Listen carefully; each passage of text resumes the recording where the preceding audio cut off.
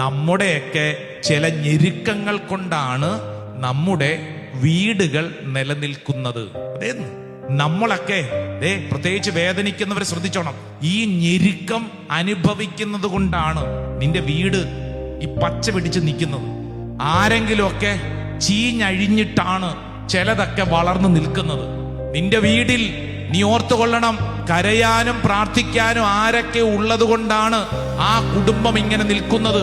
ഇല്ലെങ്കിൽ അങ്ങനെ നിൽക്കത്തില്ലെന്ന്. നിങ്ങൾ നിങ്ങളുടെ കുടുംബത്തെ കുറിച്ച് ചിന്തിച്ചു നോക്ക്. ആരൊക്കെയോ നിനക്ക് വേണ്ടി കരഞ്ഞതും പ്രാർത്ഥിച്ചതും തമ്പുരാന്റെ മുമ്പിൽ നിലവിളിച്ചത് കൊണ്ടല്ലേ നിന്റെ വീട് നിലനിൽക്കുന്നത്.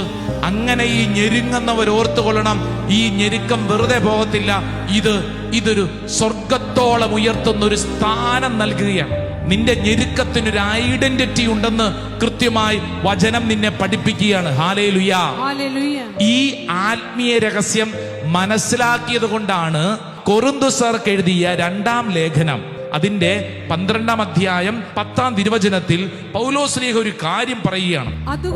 അതുകൊണ്ട് ബലഹീനതകളിലും ആക്ഷേപങ്ങളിലും ഞെരുക്കങ്ങളിലും പീഡനങ്ങളിലും അത്യാഹിതങ്ങളിലും ഞാൻ ക്രിസ്തുവിനെ പ്രതി സന്തുഷ്ടനാണ്. കണ്ടോ, ഈ ഞെരുക്കം ഉണ്ടാകുന്നുണ്ടല്ലോ. ഈ ഞെരുക്കം ഉണ്ടാകുന്നത് എനിക്ക് സന്തുഷ്ടമാണ്, സന്തോഷമാണ്. കാരണമെന്ന് പറഞ്ഞാൽ ഈ ഞെരുക്കം ഇത് അനുഗ്രഹീതമായ ഒരു സഹനമാണ്.